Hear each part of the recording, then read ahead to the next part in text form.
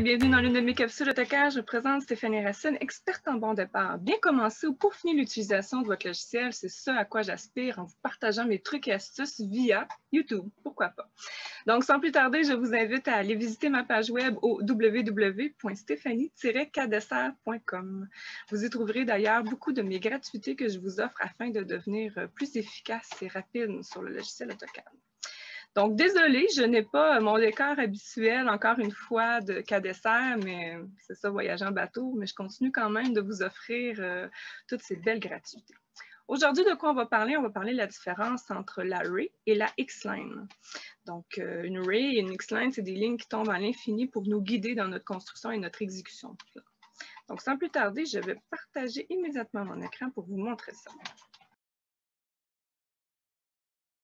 Alors ici, j'ai un simple plan. Donc, j'ai un plan de toiture, j'ai un plan de rez-de-chaussée et j'ai mes élévations.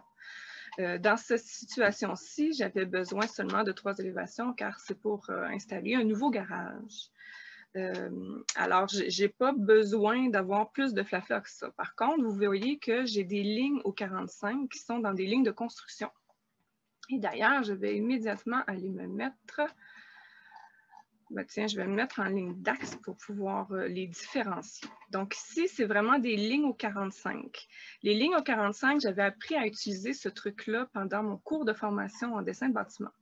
Donc, c'est une façon de bien projeter, en fait, le plan vers l'élévation. Ici, vous remarquez que les élévations sont tous alignées.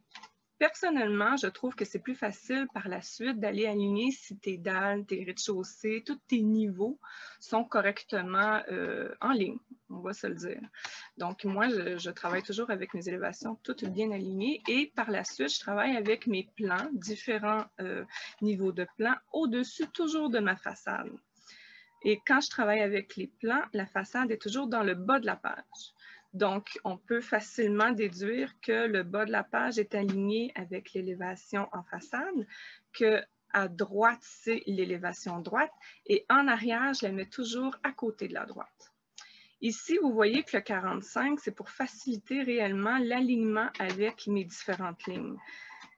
Pour faciliter le travail entre les plans et les élévations, je travaille beaucoup avec la séparation de mon espace modèle.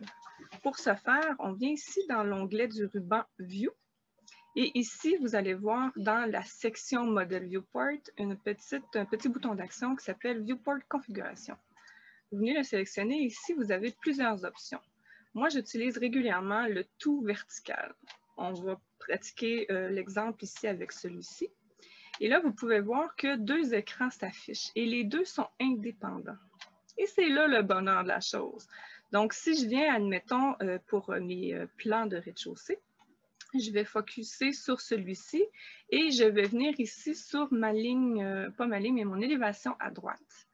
Donc, ce que j'ai à faire pour bien présenter le tout, c'est travailler, entre autres, comme là, je vais travailler avec la commande Ray pour tout ce qui est élévation façade, droite et gauche. Dans cet exemple, je n'ai que la droite.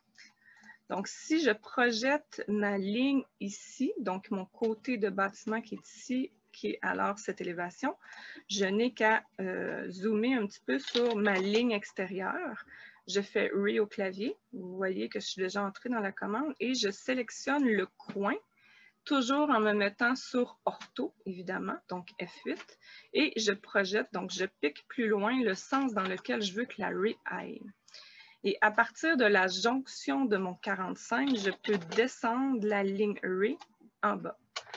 Comme vous pouvez voir ici, je ne suis pas alignée, donc c'est une bonne façon de valider le tout. Alors, je n'ai qu'à bouger le coin de mon mur extérieur vers la ligne de construction.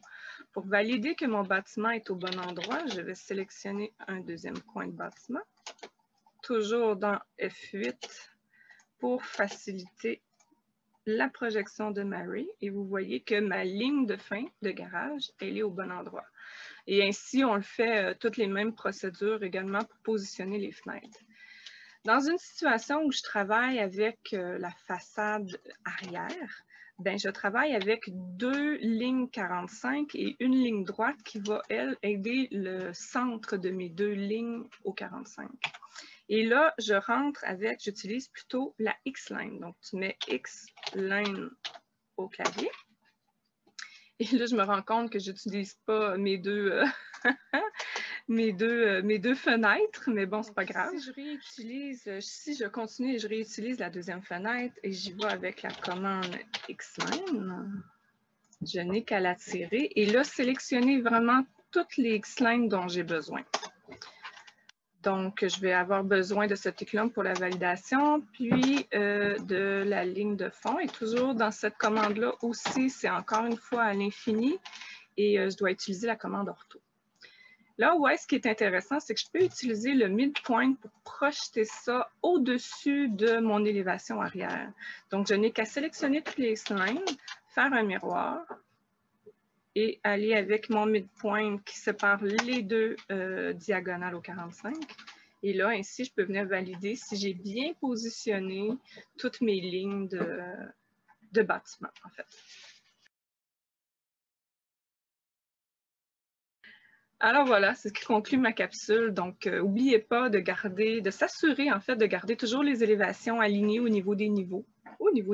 Pourquoi pas, le sol, le niveau du rez-de-chaussée, etc. Comme ça va être plus facile de valider si vos hauteurs sont correctes. Ensuite, de s'assurer que tout est aligné au niveau de la façade versus les différents plans que vous allez utiliser, donc rez-de-chaussée, sous-sol, toiture, fondation ou autre. Et ensuite, d'assurer que vos diagonales sont également alignées avec un des murs de vos élévations. Et même chose pour quand vous allez faire l'élévation arrière. Donc, j'espère que ce petit truc-là va pouvoir vous aider, faciliter le montage de vos élévations versus vos plans. Donc, sur ce, bien, je vous dis à une prochaine capsule!